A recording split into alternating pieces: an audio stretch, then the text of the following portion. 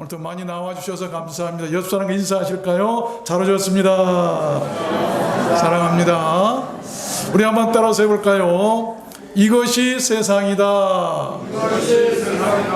이런 지하의 말씀을 증거하겠습니다. 우리들 옛말에 지피지기면 백전백승이다 라고 하는 말이 있어요. 그 뜻이 뭐냐면 적을 알고 나를 알면 100번 싸워도 다 이길 수 있다라고 하는 그런 뜻입니다. 우리들 인생은 싸워야 할 대상들이 참 많습니다.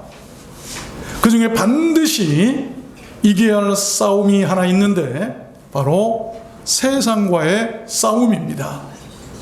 그러나 이 세상이 만만하거나 결코 녹록치가 않습니다.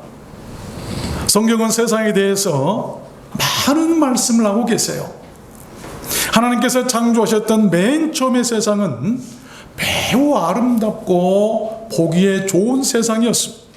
그 세상은 고생도 없었고 수고도 없었고 병도 없었고 죽음도 없었고 행복하고 모든 것이 만족하고 보기에 너무 좋은 세상이었어요. 그러나 아담과 하와의 죄로 인해서 마귀에게로 넘어간 이 세상은 고통과 신음하는 세상으로 바뀌고 맙니다. 그 고통하고 신음한 세상 모습이 오늘 우리가 읽은 본문 말씀에 잘 나타나 있어요. 오늘 본문 말씀에 보면 베데스다라고 하는 연못이 나오죠. 이 베데스다라고 하는 말은 자비의 집이다라고 하는 뜻인데, 그런데 그 이름과 달리 그 앞에 펼쳐진 광경은 결코 그렇지 못했습니다. 매우 절망스럽고 참담한 광경이 펼쳐져 있었던 것을 볼 수가 있습니다. 그래서 저는 오늘 말씀을 받들어서 베데스다 앞에 펼쳐진 그 광경을 통해 이 세상의 모습이 어떤 모습인가를 여러분들께 증거해 드리려고 하는 것입니다. 아십시오. 우리가 세상을 알고 나를 알면 이 세상을 이길 수가 있습니다. 세상을 이기면 행복할 수 있지만 그러나 세상을 이기지 못하면 언제나 불행할 수밖에 없어요. 오늘 말씀으로 우리 모두 이 세상이 어떠한 곳인가를 잘 알고 그러한 세상 가운데서 구원받고 행복해지는 길을 알고 얻었으면 좋겠습니다.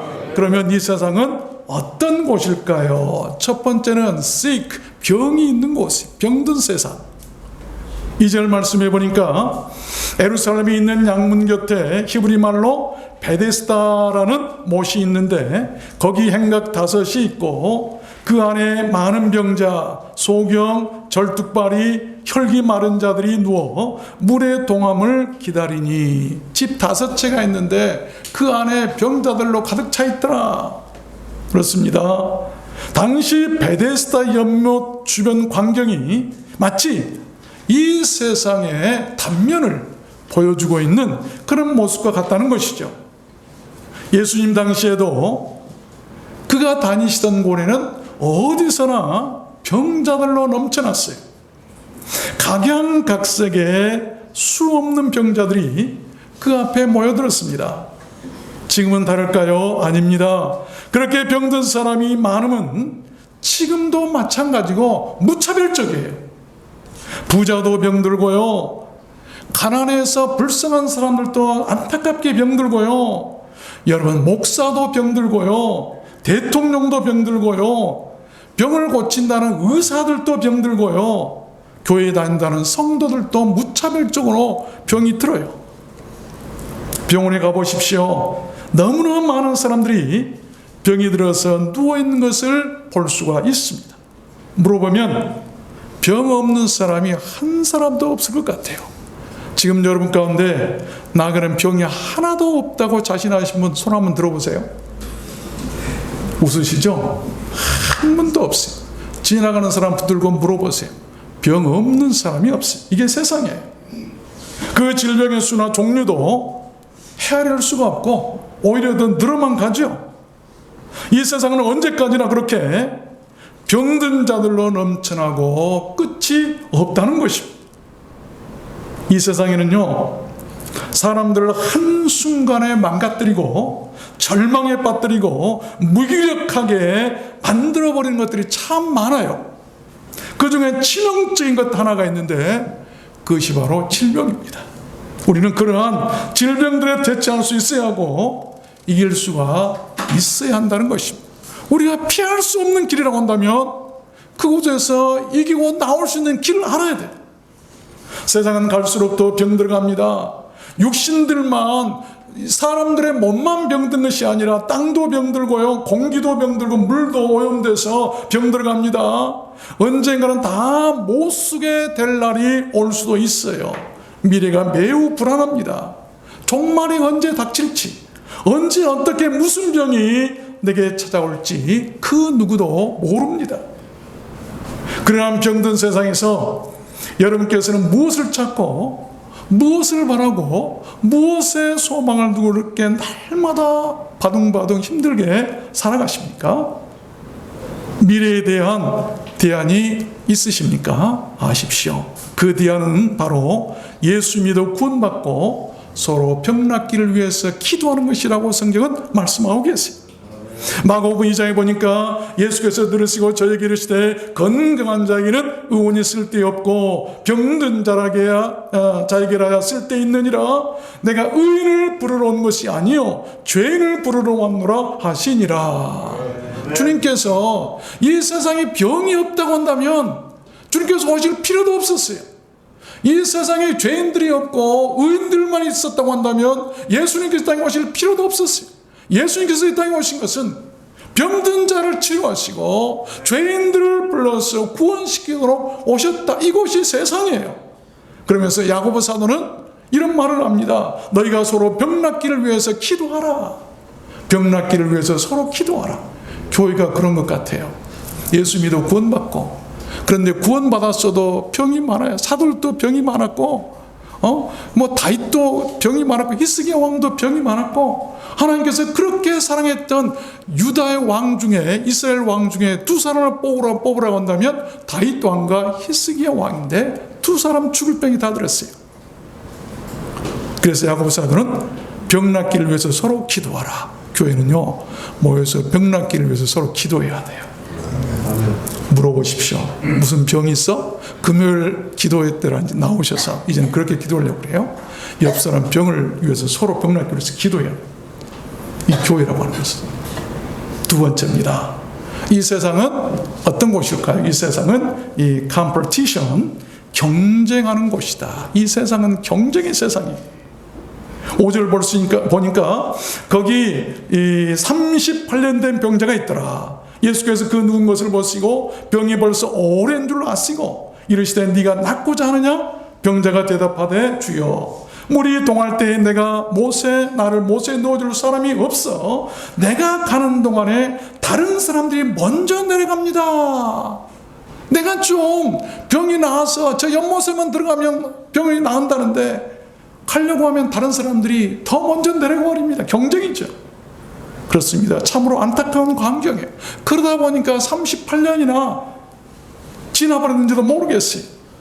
아무리 애를 써도 자신보다 더 빠르고 더 힘있는 사람이 있어서 자신의 목적 달성이 불가능하다는 아주 절망스러운 하소연이 아닐 수가 없죠. 약자의 탄식이 아닐 수가 없어요. 우리가 사업을 한다든지 일을 할 때도 마찬가지죠. 내가 좀 어떤 성과를 거둘 때인데 더 잘하는 사람이 있어 내 거 다 뺏어가 버리고 이렇게 된 것이 많이 있어요. 이 세상은 치열하게 경쟁하는 곳입니다. 약육강식이죠.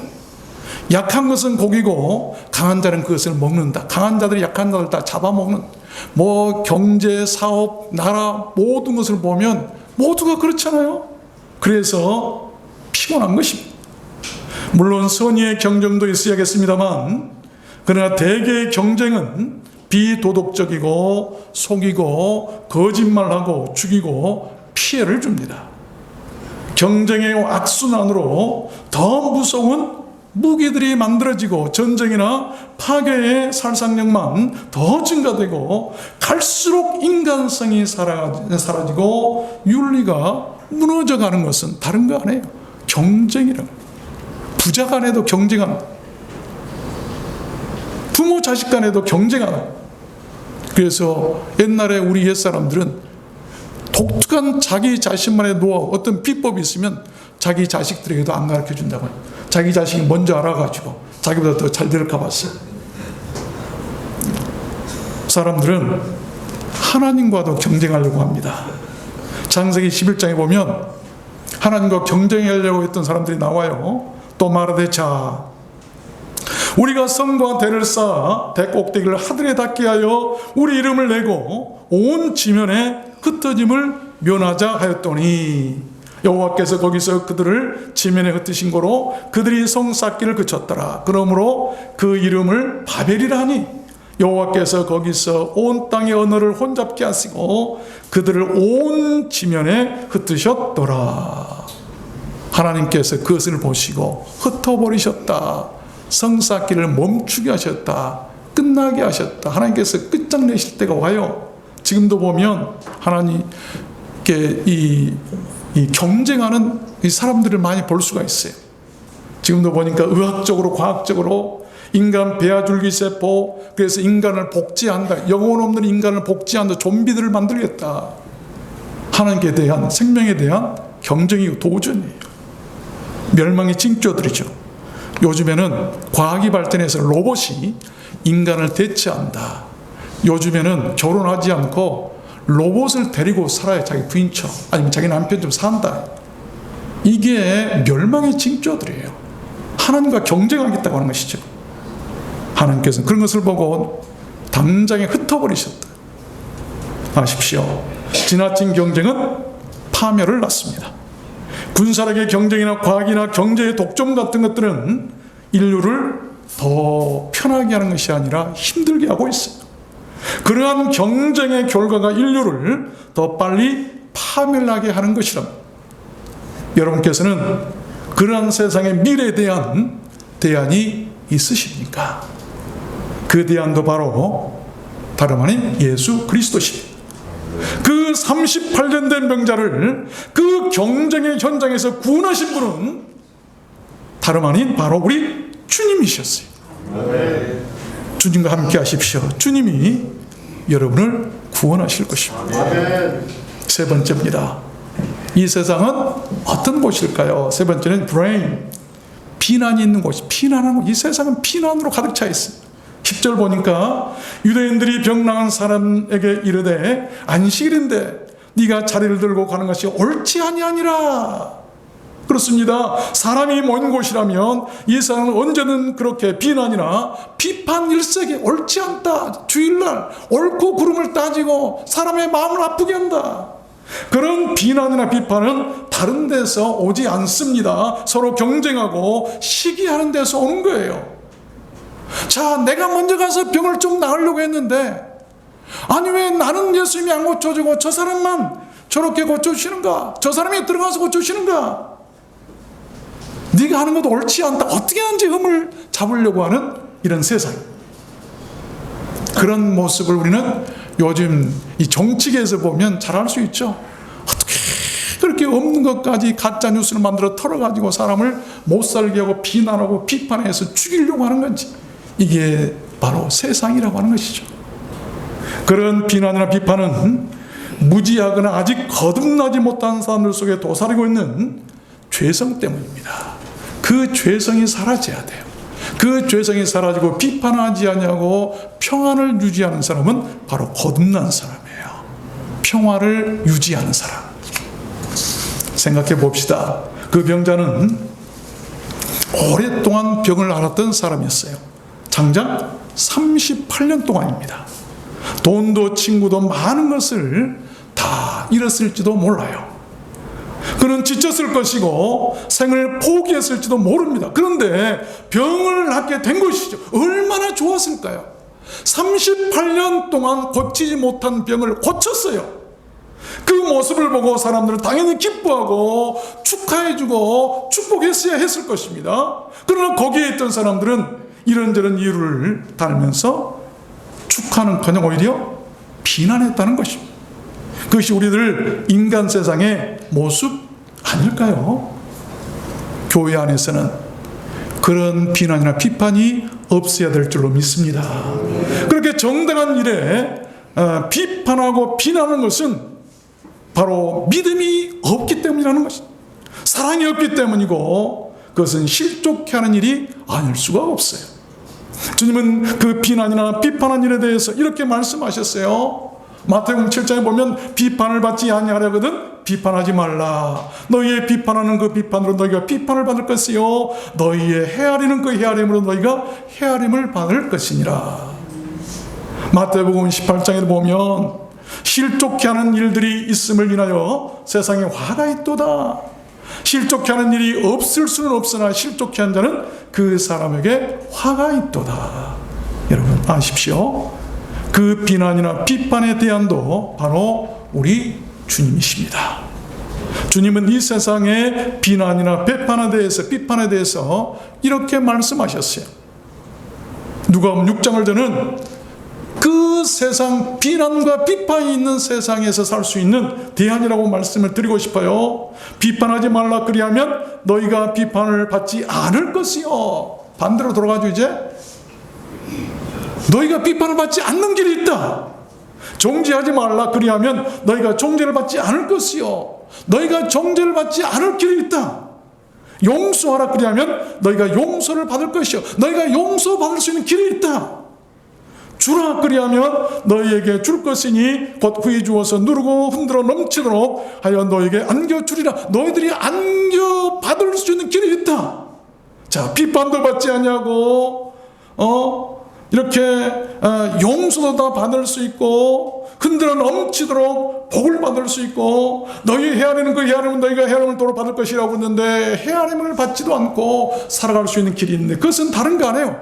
비판하지 말고 또 이렇게 비난하지 말고 헤아리지 말고 이렇게 저렇게 따지지 말고 살아라. 이게 대안이에요. 이게 바로 예수님의 가르치십니다. 우리가 그렇게 살아가야 될 줄로 믿습니다. 부부 간에도 비판하거나 비난하지 마세요. 성도 간에도 비난하거나 비판하지 마세요. 그래야 내가 비판이나 비난을 안 받는 거예요. 마지막 네 번째입니다. 이 세상은 어떤 곳일까요? 이 ignorance, 무지가 있는 곳이다. 무지한 곳이다. 무지한 곳. 11절 보니까 대답하되 나를 낫게 한 그가 자리를 들고 걸어가라 하더라 한데 저희가 묻되 너더러 자리를 들고 걸어가라 한 사람이 누구냐 하되 고침을 받은 사람이 그가 누구신지 알지 못하니. no idea. 나 알지 못한. 여기 알지 못한다고 하니 말이 개념이나 사상이나 관념 같은 것이 없다는 말이에요. 무의미하고 생각이 없다. 생각 없이 살아가는 거예요. 예수 믿어야 할 생각도 없고 신앙생활해야 할 그런 생각도 없고 인생을 의미 없이 되는 대로 살아간다. 이것을 알지 못한다. 천국에 있음도 알지 못하고 지옥에 있음도 알지 못하고 내가 예수 믿고 살아가야 되는지를 알지 못한다. No idea. 그 말이에요. 그렇습니다. 그 병자는 자기를 고쳐준 이가 누군지도 처음에는 그렇게 몰랐어요. 그러한 무지의 결과가 바로 그렇게 불행이라고 하는 것입니다. 욥은 이렇게 말씀해요. 38장에 보면 무지한 말로 이치를 어둡게 하는 자가 누구냐? 무지한 말은요 알지 못한 이치를 어둡게 한다. 시편 9편에도 보면 무지한 자도 같이 망하고 무지한 자는 망하도록 되어 있다. 저희는 무지무악하여 흑암 중에 왕래하니 땅의 모든 터가 흔들리도다. 무지한 자가 다니는 곳은 땅의 터도 흔들린다. 무지한 자가 다니는 교회는 교회가 터가 막 흔들릴 거예요. 무지한 자가 있는 그 가정은 가정도 막 흔들릴 거예요. 무지한다. 예수님도 모르고 세상도 모르고 이런 사람들. 신명기 32장에 보면 우매무지한 백성아 여호와께 이같이 보답하느냐. 그는 너를 얻으신 너희 아버지가 아니시냐. 너를 지으시고 세우셨도다. 너희들을 지으시고 만들고 얻어서 자녀 삼으신 그 하나님도 어찌하여 무지하여 알지 못하느냐. 이사야 선지자는 이렇게 얘기해요. 소는 그 임자를 알고 나귀는 주인의 구유를 알건만은 이스라엘은 알지 못하고 나의 백성은 깨닫지 못하는도다. 짐승들, 소는요 그 임자도 알고, 그 임자, 여러분 개도 키워보면 그 임자를 알아요. 임자를 알고 막 꼬리치죠. 주인이 오면. 그렇죠? 남이 오면 막 짖죠. 그런데 인간들은 달라요. 그것을 짐승만 또 미안합니다, 못한 격이라고. 짐승들도 아는데, 자기 구유에 밥을 준 그 사람이 주님께 감사할 줄 아는데, 나를 살려주시고 구원하시고 자녀 삼으신 그 이스라엘 하나님을 너희들은 어찌하여 모르느냐, 이렇게 무지하냐. 인간들의 무지함. 에베소 4장에도 보면 바울도 이렇게 얘기합니다. 저희 가운데 있는 무지함으로 말미암아 하나님의 생명에서 떠나 있도다. 영적으로 얘기해야 되죠. 하나님의 생명에서 떠나 있는 것은 무지하기 때문에 예수도 모르고 우리가 지혜로운 척할 필요 없어요. 예수 모르는 것. 그래서 바울 사도는 내가 모든 세상의 학문 지식 다 배워봤지만 이것은 다 배설물과 같다. 가장 고상한 지식 바로 예수 그리스도, 그를 내가 얻었기 때문에 이제는 내가 그를 믿고 그의 일꾼이 되어서 그의 일을 하겠다고 나섰던 사람이 바로 그 위대한 바울 사도 아닙니까? 아십시오. 그 무지에 대한 대안도 바로 우리 주님이세요. 요한복음 1장에 보니까 그가 세상에 계셨으며 세상은 그로 말미암아 지은 바 되었을 때 세상이 그를 알지 못하였고 자기 땅에 오매 자기 백성이 영접지 아니하였으나 영접하는 자 곧 그 이름을 믿는 자들에게는 하나님의 자녀가 되는 권세를 주셨으니, 무지한 자는 예수가 누군지도 모르게 영접지 않아요. 그 멸망의 자식들이라고 그랬어요. 지옥 갈 사람. 그런데 영접하는 자, 예수를 알고 지식이 있어서 가장 고상한 지식, 예수, 그 지식을 알고 예수를 영접하는 자는 하나님의 자녀가 되는 권세를 주셨다고 하는 그런 말씀. 우리는 이렇게 살아야 합니다. 눈이 있어도 보지 못하는 그 무지의 피늘을 눈에서 벗겨내야 돼요. 말씀을 듣고도 깨닫지 못하는 무지한 귀에 할례를 행해야 합니다. 마음은 있으되 하나님의 사랑을 느끼지 못하는 그 죽은 마음밭을 성령의 쟁기로, 말씀의 쟁기로 기경해야 돼요. 그래야 볼 수 있고, 그래야 들을 수 있고, 그래야 느낄 수 있기 때문 아니겠습니까? 말씀을 맺겠습니다. 그 절망의 날 베데스다에는 놀라운 일이 벌어졌습니다. 희망의 빛이 그곳에 나타났기 때문이었습니다. 예수님이 그곳에 오셨기 때문이었습니다. 그리고 그가 말씀하십니다. 8절에 예수께서 가로사대 일어나 네 자리를 들고 걸어가라 하시니 그 사람이 곧 나와서 자리를 들고 걸어가니라. 걷지 못한 사람이 걸어갔고 병든 사람이 고침을 받았다고 하는 말씀이에요. 그 대안은 바로 누구였습니까? 그 베데스다의 대안은 바로 우리 주님이셨어요. 그 예수께서요 다시 우리에게 오시겠다고 약속하셨어요. 요한복음 14장에 가서 너희를 위하여 저소를 예비하면 내가 다시 와서 너희를 내게로 영접하여 나 있는 곳에 너희도 있게 하리라. 사도행전 1장에도 보면 갈릴리 사람들아 어찌하여 서서 하늘을 쳐다보느냐, 너희 가운데 하늘로 올리우신 예수는 하늘로 가심을 본 그대로 오시리라 하였느니라. 사도들의 외침이었어요. 이 세상은 지금도 여전히 베데스다 연못처럼 어둠과 절망에 쌓여 있습니다. 병들고 경쟁하고 그래서 피곤하고 비난하고 무지한 사람들로 가득합니다.